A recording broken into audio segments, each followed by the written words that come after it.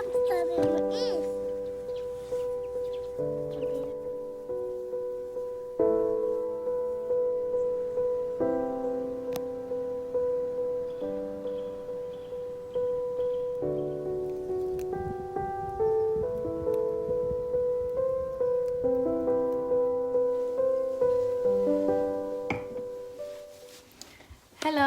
and welcome to the Fibre Tales podcast.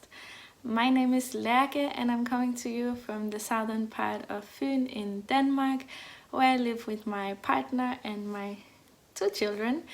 Since the last time I recorded, I had a little baby boy who is right now with his dad, and I hope I will be able to record for this little slot of time that I found. I didn't know I was gonna be able to record this morning, so I hope I can manage to put in everything I wanted to talk about. I'm super happy that I'm back chatting to all of you, and I've been missing it. I just want to start this episode off by saying a huge warm welcome to everyone, new or old, and that this is a podcast that is for everyone, and I hope you feel that way.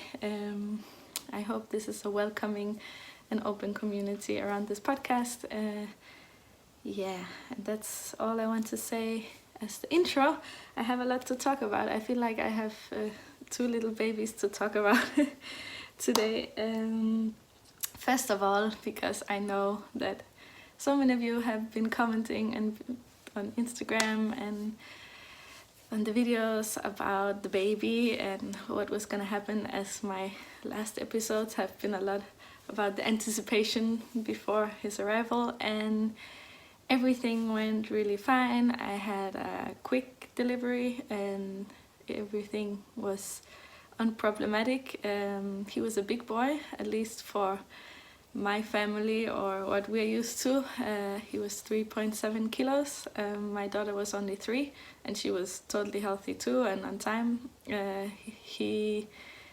I don't want to talk too much about the birth and all that stuff, because I feel that this is a knitting podcast and it's mainly about the crafting side and the designing and so on. But yeah, the delivery went really great for a delivery, which is always a really intense experience. I did it naturally, mainly because there was not a lot of time once we got to the hospital. And yeah, we've been getting used to being a family of 4 for about a month now.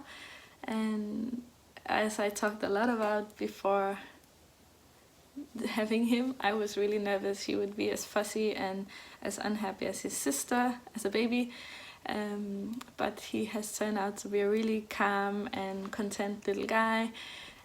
He's been a really good sleeper up until last week, and now he keeps waking up from his naps, so finding the time to record is really not that easy, but I hope he will get back into the rhythm of not waking up every 5 minutes after I put him down. Yeah, I don't know if there's so much else I want to say about that. Oh yeah, I can tell you his name. His name is Magne. I also posted it on Instagram. Magne is a Nordic name. It means strong, and it is the name, Magne or Magni is the name of Thor or Thor, son he has with another woman, with a troll woman. If you don't know much about Nordic mythology, I'm not going to go into all the types of, how you say, the trolls or Jætter as we call them, and they're gods. And so he had this boy with a troll woman who's really strong, who's called Jan Saxe, and he how you say, yeah, this boy is really strong, and he's one of the few ones surviving Ragnarok, or so when the world, how you say, when the world, oh god, what is missing? I have to get back into the rhythm of this. Anyway, he will survive when the whole world collapses. That's what I was trying to say. I just really like the Nordic mythology, and there are many beautiful names, so I don't know, we had this name picked for if it was a bigger and a little bit stronger looking boy. I had some other names for more fair, or how you should say, like delicate boy. I don't know, it's hard to explain. You meet the person and you see if the name fits, and I just thought Magne would fit him really well. He was a little chubby guy, and yeah, we're really happy with that. So it's great being a new mom. Of course, it's also hard sometimes, and getting used to dealing with both the kids at the same time can be a challenge. I just started going to the kindergarten and picking up the big one by bike. So we have a bike with a box in front. How do you call that? A cargo bike, I think.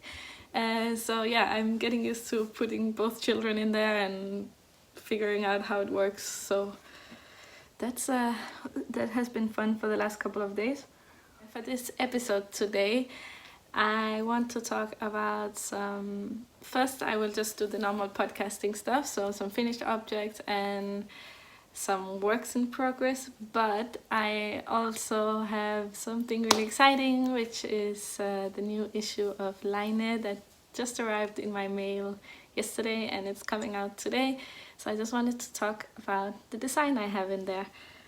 So that is for the second part, but let me just do the whole what I've been working on, because I cast on so many projects in the just before the birth of my son and after, since he's been a pretty good sleeper. I did get some stuff done. I finished one project before he was born. These are the Waiting for Henry socks, and I thought it was quite fitting to finish them before he got here. He was a bit late, a few days over his due date, so I had a little extra time. One of them, this one has been blocked. I don't have them on sock blockers, so they've just been washed and yeah, dried flat. What happened is the dark color bled so much that the white turned a little bit gray. I was really nervous when I saw how much it was bleeding out into the water. And the second sock, I don't know if you can see the difference. So it's a little more white. Yeah, it's really difficult with the light today. But I haven't washed this one, so you can see actually the difference the blocking has. Simply because I'm nervous for the black water, and then I just haven't had time to deal with stuff like that. So they're done, but I haven't worn them, and I still need to block the second one. I generally don't block socks, but these ones are color work because I feel like they block on the feet. So I just wanted to block them to see how the color work, how nice it would look afterwards. But yes, I finished my pair of Waiting for Henry socks, and they are knit in Lana Grossa, and this is the Tweed yarn they have. I will put a link to my Ravelry page, and I'm really happy with the design, the fit, everything, but I need to have them blocked and the ends woven in as well. And this is a pattern by Tabby from Hey Sister Yarn Co. So Waiting for Henry socks. I talked about them a lot in some of the other episodes, so I'm not gonna keep talking about those. Then did I finish anything else? I finished this one that I'm wearing. This is a shawl that I've been working on. I've been teasing a little bit, and I didn't want to show it until it was done. But what happened is it's a fail. It's a failed design, pretty much. I had 2 skeins, and I just thought to knit until I was out of yarn, but what happened is it's not big enough. So you can see the ends are quite short, and you can just tuck them under, but I wanted it bigger. And the other problem, I will actually take out, here's the little ball. This is how much I have left. I just wanted to try to wear it for the podcast, but what happens with this one, oops, there it is the shape didn't turn out as I wanted.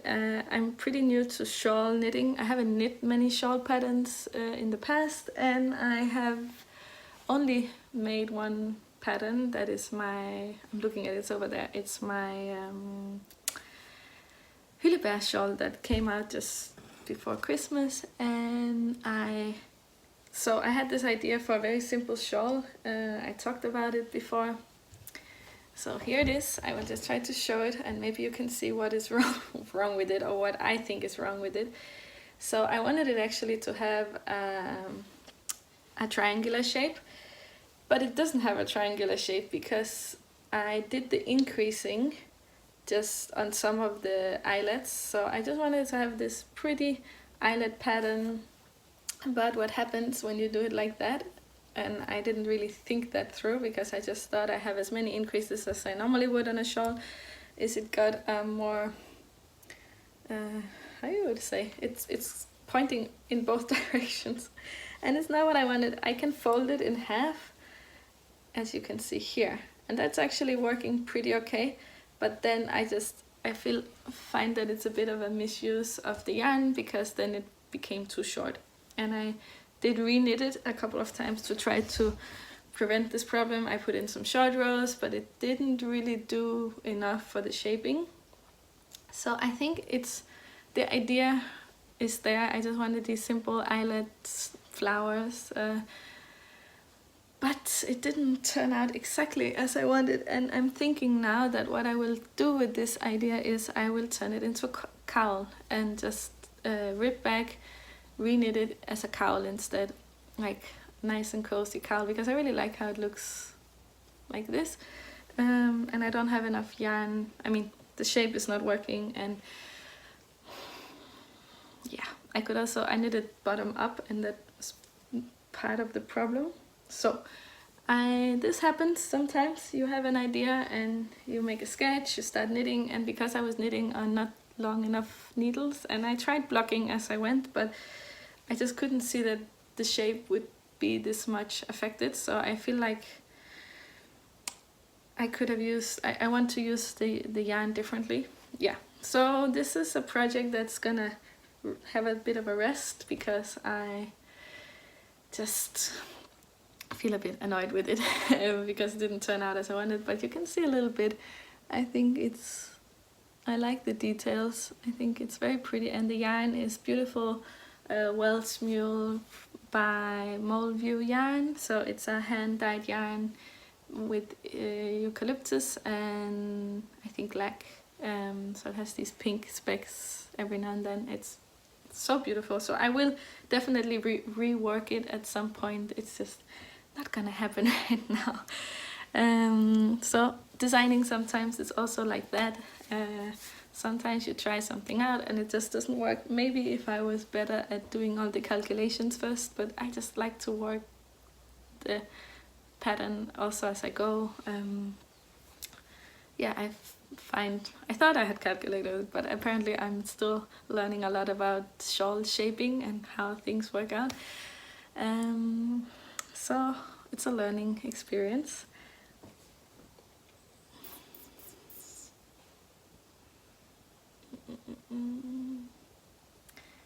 I've also been working on the hedge witch shawl that I showed you before in the last episode, but that one has kind of been taking a break too because I had too many design ideas, too many things I wanted to cast on. So I've been casting on a ton and working a lot of projects. I got a whole lot of Knit Picks City Tweed DK from a D-stash from Sweetsberry Yarns. Hello Julie, if you're watching. It's a really soft, buttery yarn, and I just felt like starting to work with it. So I wanted to make a big cardigan. I have a lot of this yarn, and I couldn't find a pattern that exactly was what I wanted. So I just cast on a sleeve, and I knit the sleeve probably about 50 times. Because I just used it as a swatch. So after this part I've been ripping back. I've been re-knitting this part so many times because I wanted to find a textured pattern that would work with the tweed yarn, and I think I managed. I really like this pattern, as you can see here. And there were some issues with the pattern would pull the yarn around, so it was twisting and stuff. But I finally found a way to work it, and I made a sleeve. I want to make a really cozy cardigan, so let me just put it on. It's quite fitted, but this because of the alpaca, I have a feeling it will grow. And here you can see this is the idea. So it's quite fitted, but still really cozy. And I made the cuffs long so you can wear them over your hand, but they also are really easy because of the garter stitch, just to fold over to have like a bigger, very thick and warm squishy cuff. So yeah, I'm really happy with how it's looking so far. I have a lot of yarn. I think I used 1.5 balls, so this is what's left. I started knitting the second sleeve, so I have a cuff.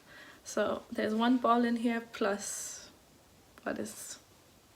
what I used already of the other one, and this is the second cuff, and I will start working the sleeve. I'm writing down what I'm doing as I go, so in case I want to make a pattern out of this, I have the option, but for now I'm just kind of fitting it to my body, so that's always maybe not the standard size, so I will have to see if I want to write it as a pattern afterwards. The yarn is super soft and lovely to work with, and is a nice change from some of the more rustic yarns I work with sometimes, so this is really nice. I am having fun working on that. And I've been working on another little cardigan, again tweedy yarn. You know, I love tweed. I love some good tweed. I am working on a tiny cardigan, so this is it's rolling up, it's hard to see. It's a little grandpa style cardigan that I'm kind of making up using a free pattern as a template, so I will put the link to my Ravelry page down below, and you can check out my modifications. I'm writing them as I'm making it, and also of course the pattern that I used as a template. So this very nice tweed yarn from Geilsk. Geilsk is a Danish yarn brand, and it's called Tweed.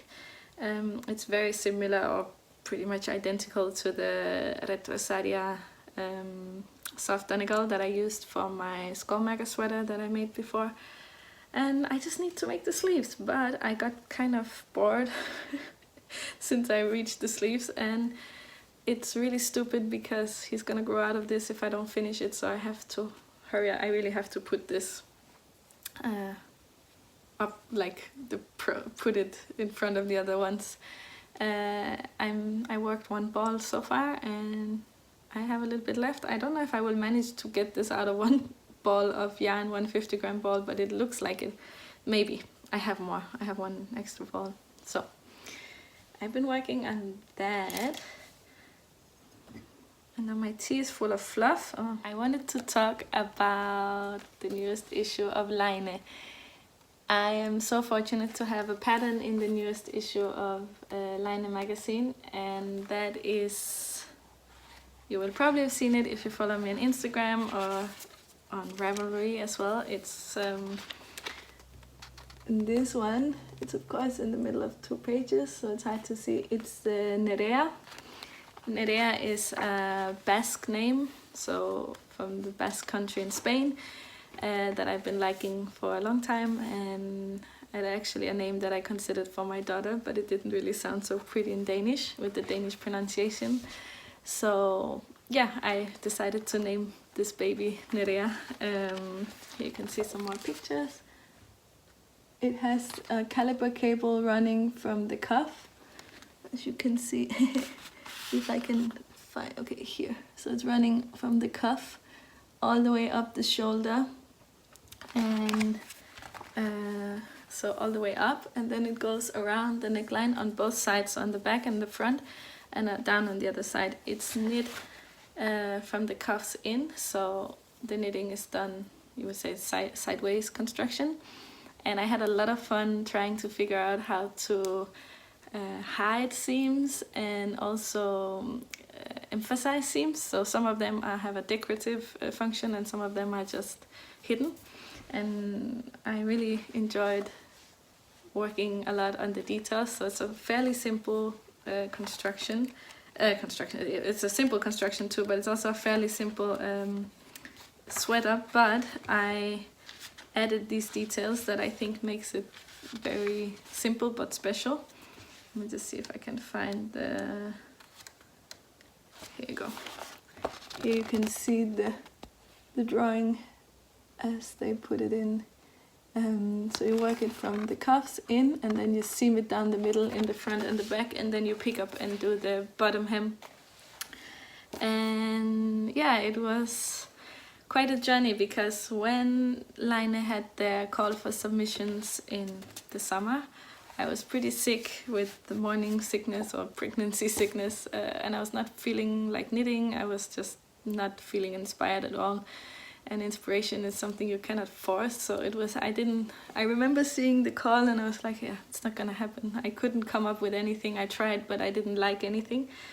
And then one night, as I was sometime later, so in the fall, one night I was trying to fall asleep, and it's the time when I always have the best ideas, or the ideas come to me. So I was in the dark trying to sleep, and I just thought of this caliber cable that I used before in my Fibre cardigan.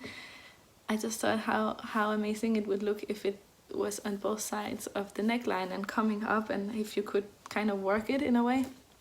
So I kept thinking it over, and I just woke up and I made a sketch really quickly in my bullet journal, and I thought, this sweater looks like something you would see in Laine. For me, it just looked like that. I didn't think of it as, oh, I have to find a design for Laine. I just came up with the design in my head, made the sketch, and I just thought of Laine when I saw it. When I was finished, I just thought that would look beautiful in this magazine. So I decided to take a chance, which I was a bit nervous doing, because I thought, this is crazy and they're not just gonna say, yeah, never mind. So I wrote the ladies from Laine and asked if I could send them this idea, and they said, yeah, sure, just send it to us. We always keep a few spots open for some ideas coming in at other times. And I sent it to them, and I was so nervous. I made a call for submission. I was so nervous because I thought, is it too simple? Is it not good enough? Yeah, you second guess yourself. I never had anything published before, and I had a few not really serious attempts at some design submissions, but they were never really something I felt super strong about. So I was waiting for a couple of days.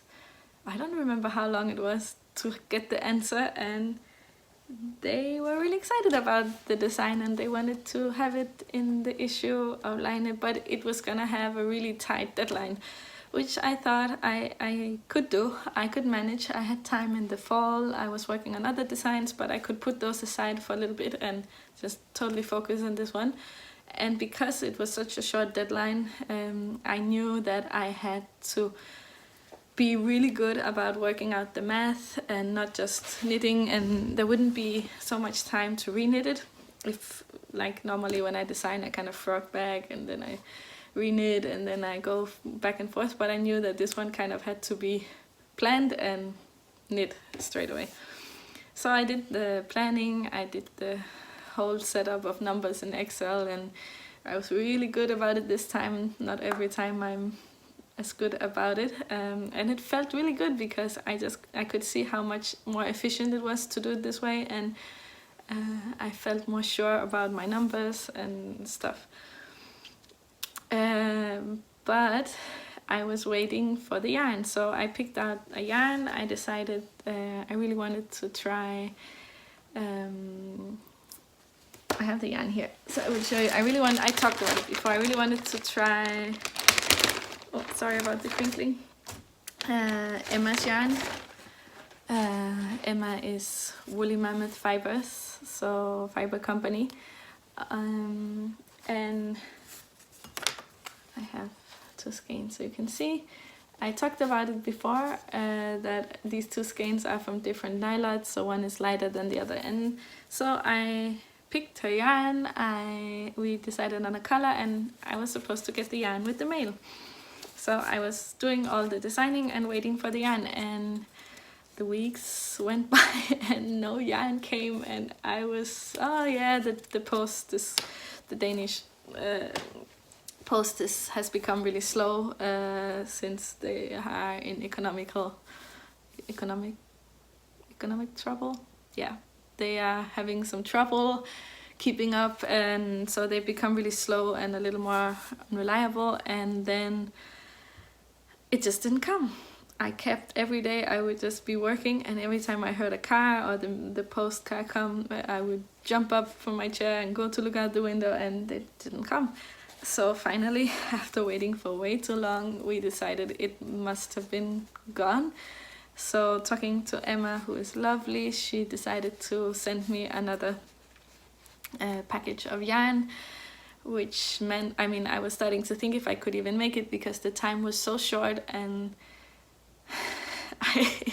it was already a crazy tight deadline. But since I lost weeks waiting for the yarn, I mean, I had done all the calculations, but I didn't have the exact gauge because I hadn't tried to swatch with this particular yarn. I did the swatch in a different yarn that was similar but not the same. God, I was really nervous, and finally she just decided to send it again. She sent it with a courier, like on an express shipping, and I got the yarn and I just started swatching straight away. I never did anything so intensely in my life. I was working really focused on this pattern, and I was so focused not to make any mistakes because I wouldn't have time to rip back and knit it again. I think I did the sleeve, little bit of the sleeve twice, but that's it. After I just went for it. So I was very disciplined with this knit, and I knit the sweater.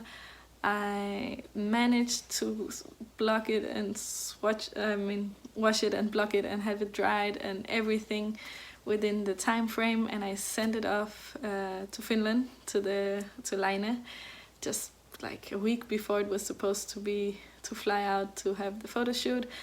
And it was pretty crazy, but in some ways it was also nice because I could just work on it really focused for the time being. If I had months, I'm sure it would have been a different experience, probably a little less stressful, but also different experience. So, and the reason why I have the two skeins, two different colors, is we didn't know how many skeins I would need, so Emma included the last one just in case, even if it's a different dye bath or batch. She included it just in case I needed it, but I actually ended up with two skeins extra, and I think I have half a ball left of it, so it really didn't take up much yarn at all. It has shorter sleeves, so 3/4 length sleeves, and it is also not cropped but not super long, so it hits on the hips. The other thing that was quite fun is I had to make the sample for size M, and normally I knit for myself or for my own size, so I can try it on as I go. I'm a size extra small, depending on the shoulders.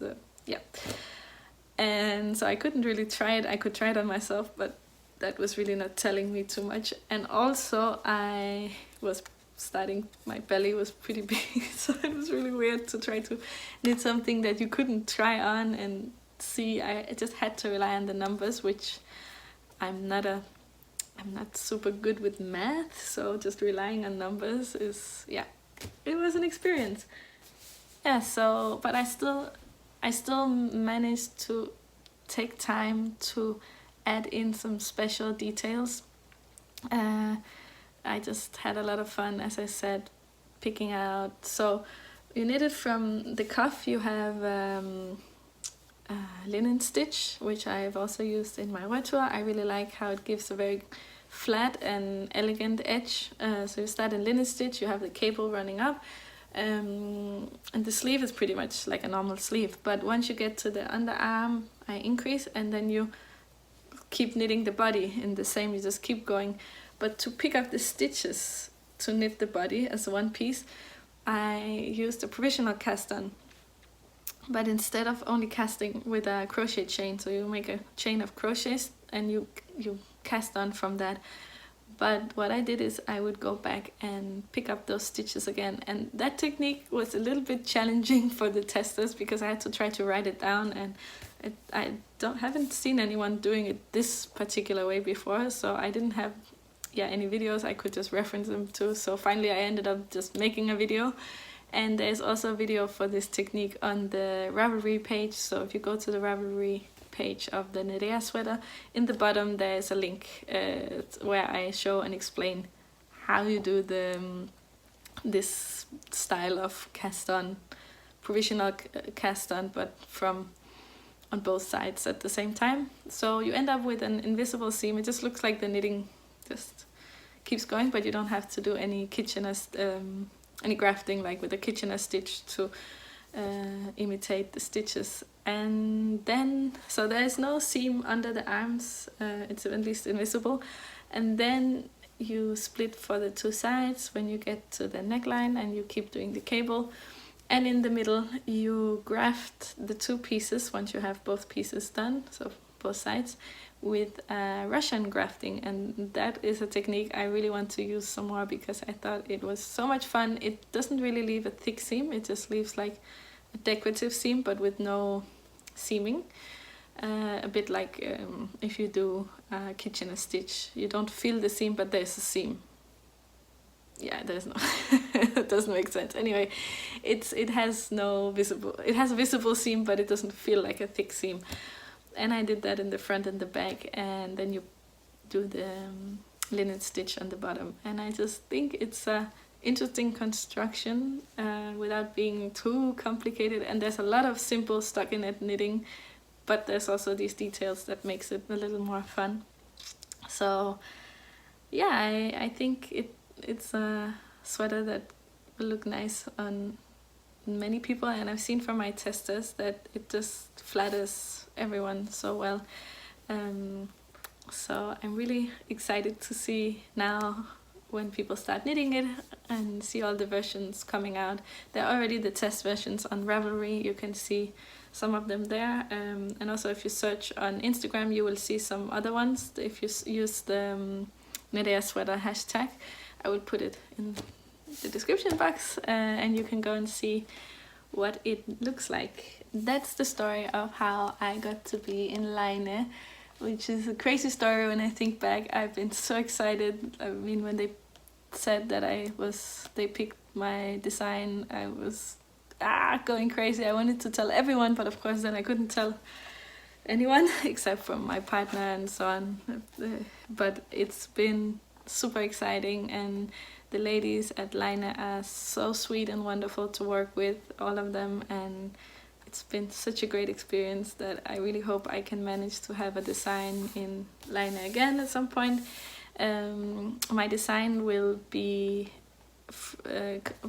I will get the rights back to the design after 5 months, so if you for some reason can't buy the magazine or don't want to, or I don't know what, I will be able to have it in my Ravelry page after 5 months. So it will be available at some point. And I don't know what else to say. I'm sorry this episode is maybe a little bit all over the place because I didn't have time to plan it as much as I normally do. I normally don't plan my episodes, but I think them through a little more. I don't know. I want to talk about Laine. I want to talk about my knitting, and of course I should talk a little bit more about the baby because I know a lot of you have been interested, and I of course also like to talk a little bit about it. I'm a little more private with my family. I find it so hard. I really want to share him with everyone, but I also find that I have a lot of followers now, and I don't feel super comfortable with everyone, with having too many pictures of my kids on my social media. So it's a little bit difficult balance I find sometimes to find. It might seem like I'm not excited about them or I don't want to share them, and I really want to talk about it, but in some kind of private way. So yeah, but it's a really nice time and I'm enjoying it. There are challenges every day, but it is nothing I feel too overwhelmed about, and I still get to do some of the things I like to do as me, as a person, as a grown-up human, because it's nice to sit with the baby for hours on end, but sometimes to stay sane I just need to do some of my own stuff. So doing this podcast episode was just something I was longing to do. I hope I can manage to edit and upload, because that part might be a little more difficult. I still have problems with the internet. I actually, this month, because I uploaded the last episode, I ended up without internet for 3 days. I was not that popular in the household for doing that, so I really cannot upload the big episodes from our internet because it uses up all our data. So I will have to try to go to the library, and with the little guy it's not that easy.